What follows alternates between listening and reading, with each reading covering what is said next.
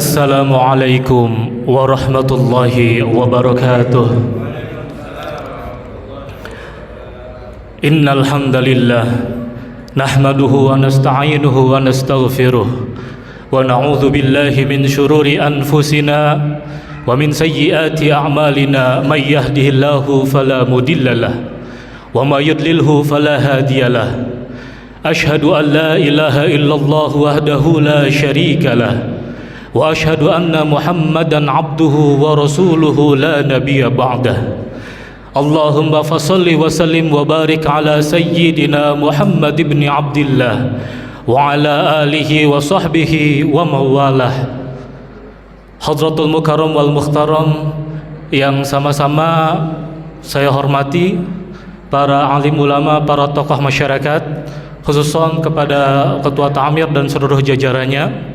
Alhamdulillah wa syukurillah binikmati tatimus salihah, pada kesempatan kali ini kita sudah masuk 10 malam terakhir, dan semoga momentum puasa ini tidak menurunkan semangat kita dalam menjalankan aktivitas kita untuk selalu berproduktif, menghasilkan sebuah karya. Karena apa? Karena begitu motivasi kita menurun, aktivitas menurun, ini akan berdampak secara kolektif. Contoh, ketika seorang guru menurun motivasinya untuk mengajar, karena apa? Karena dihadapkan pada kondisi berpuasa, maka akan berdampak kepada motivasi murid-muridnya untuk belajar. Begitupun seorang karyawan, ketika motivasi bekerjanya turun, maka akan berdampak terhadap kinerja perusahaan. Bahkan seorang ustadz, ketika motivasinya menurun, akan berdampak kepada para jamaahnya. Oleh sebab itu, di momentum Ramadan ini, marilah kita senantiasa meningkatkan produktivitas kita. Apa yang bisa kita lakukan untuk itu? Yang pertama adalah milikilah sebuah goal atau rencana. Allah Subhanahu wa taala berfirman, A'udzu billahi minasyaitonir rajim. Bismillahirrahmanirrahim. Allah, ya ayyuhalladzina amanu wattaqullaha wal tanzur nafsu ma qaddamat lighad wattaqullaha innallaha khabirum bima ta'malun. Ya ayyuhalladzina amanu, ini merupakan harfun nida, yaitu sebuah kalimat panggilan. Allah Subhanahu wa taala hanya menyeru kepada amanu, hai orang-orang yang beriman. Allah Subhanahu wa taala tidak menyeru manusia secara umum, ya ayyuhan nas, apalagi kepada orang-orang kafir. Tapi Allah Subhanahu wa taala hanya menyuruh spesifik kepada orang-orang beriman. Apa kata Allah? Pertama adalah wattaqullaha, bertakwalah kepada Allah. Wal tanzur nafsu ma qaddamat lighad. Wal tanzur, perhatikanlah apa yang akan ke depan. Perhatikanlah, fikirkanlah. Makanya di sini kita harus punya perencanaan. Dengan apa? Dengan berfikir. Namun mohon maaf, kadang-kadang ilmu fikir ini tidak diajarkan di dalam dunia pendidikan. Tapi kadang-kadang berfikir ini menjadi salah satu tuntutan, bahkan di lingkup terkecil ketika kita ada di keluarga kita sendiri. Dulu ketika di kecil, saya dibilang, nak, kamu kan sudah SMP, Bo, kamu ngerjain ini aja kamu nggak bisa, Bo, kamu tuh mikir. Ketika udah SMA dibilang lagi, nah, kamu kan udah SMA, udah besar, masa kayak gini aja gak bisa, Bo, kamu tuh mikir. Sampai ketika dia besar, bahkan rumah tangga, sampai dibilang sama orang tuanya, nak, kamu kan sudah rumah tangga, kamu sudah punya anak, Bo, kamu tuh mikir. Akhirnya apa? Ketika si bapak bilang kayak gitu, kedengaran sama ibunya. Ibunya deketin lagi, hai bapak, kamu itu kalau ngatain kepada anakmu yang benar, dia itu sudah besar, sudah rumah tangga, sudah punya anak, Bo, kamu kalau ngata-ngatain dia tuh mikir. Si bapak nggak terima, ibu, saya ini adalah kepala rumah tangga, saya ini imamnya, kamu kalau ngatain saya tuh, Bo, kamu tuh mikir.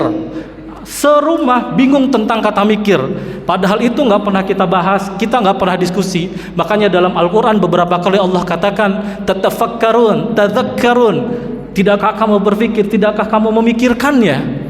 Ma qaddamat lighad, apa yang akan engkau perbuat di hari esok. Innallaha khabirum bima ta'malun. Allah mengetahui apa yang kamu kerjakan. Makanya di sini Allah Subhanahu wa taala sebenarnya memberikan porsi kepada kita sebagai hambanya untuk kita bisa mendesain kehidupan kita sendiri. Bahkan dalam Al-Quran Allah Subhanahu wa ta'ala menjelaskan, innallaha yughayyiru ma biqaumin hatta yughayyiru ma bi anfusihim. Sesungguhnya Allah tidak akan merubah nasib suatu kaum sebelum kaum tersebut merubah dengan tangannya sendiri. Dan Umar radhiyallahu an pernah menegur seorang pemuda yang dia setiap hari hanya di musola aja. Apa kata Umar? Ya sabab la yakudanna ahadukum an talabi rizqi wa huwa yaqul Allahumma rzuqni wa qad allamta anna as-samaa la tanturu dhahaba wala fiddah. Hai anak muda, kenapa engkau hanya berdiam diri saja? Rizki itu tidak akan turun dari langit dan bumi, melainkan engkau harus mengusahakannya. Makanya di sini porsi kita untuk bekerja ini menjadi penting. Apapun pekerjaannya, selama niatnya untuk ibadah, itu akan memiliki nilai pahala di sisi Allah Subhanahu wa taala. Apapun pekerjaannya, walaupun misalkan kerjanya driver atau apapun, tapi kalau diniatkan untuk ibadah, untuk menafkahi anak istri, maka insya Allah di situ akan menjadi amal ibadah. Itu yang pertama, milikilah goal.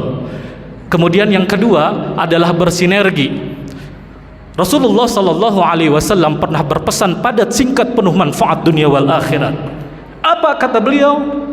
Al-mu'minu qawiyyu khair ilallah minal mu'minina dhaif. Bahwa mukmin yang kuat lebih Allah cintai dibandingkan mukmin yang lemah. Kata kuat di sini apa? Setiap muslim, setiap mukmin ini punya porsi masing-masing untuk memberikan impact kebaikan, untuk bisa memberikan kemaslahatan.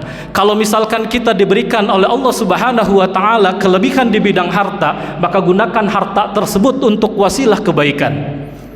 Kalau kita misalkan diberikan amanah oleh Allah Subhanahu wa taala berupa ilmu, maka gunakan ilmu tersebut untuk kemaslahatan, sehingga banyak orang yang mendapatkan hidayah dan pencerahan dari ilmu yang kita sampaikan. Kalaupun kita diberikan kelebihan secara fisikly, secara kemampuan, kekuatan, maka gunakanlah fisikly, kemampuan dan kekuatan tersebut untuk kebaikan. Karena semua itu, jikalau kita bisa melakukannya dengan sinergi, maka akan berdampak bagi kemaslahatan kita. Ma'asyiral muslimin, jamaah salat tarawih dan isya yang dimuliakan oleh Allah Subhanahu wa taala.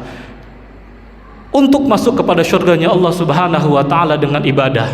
Tapi bukan ibadah itu sendiri yang membuat kita masuk kepada surganya Allah, melainkan ada di situ satu item yang sangat luar biasa dan berharga, yaitu keikhlasan. Ikhlas itu ibarat mutiara yang adanya di lautan terdalam, saking sangat berharganya, ditutup oleh kepingan, oleh kotak mutiara. Saking sangat berharganya ditutup oleh lemarinya dikunci. Saking sangat berharganya ada di dalam kamarnya dikunci. Saking sangat berharganya ada di dalam rumahnya dikunci. Saking sangat berharganya pakai gemboknya dikunci. Bahkan saking sangat berharganya diadakanlah anjing dog untuk supaya menjaga mutiara tersebut. Ini saking sangat berharganya mutiara tersebut.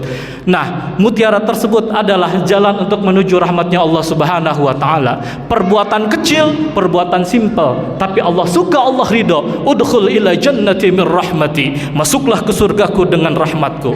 Ada seseorang yang dia hanya memindahkan batu kecil atau duri kecil karena khawatir ada orang yang terpijak. Perbuatan kecil, perbuatan biasa, tapi di situ rahmat Allah turun. Udkhul ila jannati min rahmati. Karena tidak sebanding antara surganya Allah Subhanahu wa taala dengan amalan yang pernah kita lakukan. Pernah suatu ketika ada seseorang yang amalannya banyak, begitu kata Allah, udkhul ila jannati min rahmati, masuklah ke surgaku dengan rahmatku. Orang tersebut protes, ya Allah, kenapa saya masuk ke surgamu dengan rahmatmu, bukan dengan amal ibadahku? Kata Allah, karena agak sebanding amal ibadah yang engkau lakukan dengan surganya Allah Subhanahu wa taala. Dari kenikmatan mata saja, ketika ditimbang, timbangannya jomplang. Tidak sebanding surga yang Allah ciptakan yang kenikmatannya tiada berujung dan tiada bertepi. Surga yang Allah ciptakan yang di dalamnya terdapat sungai-sungai yang begitu indah, yang di dalamnya terdapat bidadari-bidadari dengan amal ibadah kita. Maka di sini PR-nya antara semangat ibadah dan pengharapan kita untuk mendapatkan rahmat dari Allah Subhanahu wa taala ini harus balancing, karena keduanya akan saling bersinergi dan saling berkaitan. Demikian yang dapat saya sampaikan. Wallahul muwaffiq ila aqwamit thoriq. Hadanallahu wa iyyakum ajmain. Assalamu alaikum warahmatullahi wabarakatuh. Mohon izin, insyaallah nanti ba'da salat Isya ada tamu dari Majelis Ulama Indonesia dan dari pemerintahan Desa Tegal. Bagi Bapak Ibu yang punya keluangan waktu, mohon izin untuk ramah tamah sebentar di Masjid Raya Telaga Koripan. Sekian demikian. Assalamualaikum warahmatullahi wabarakatuh.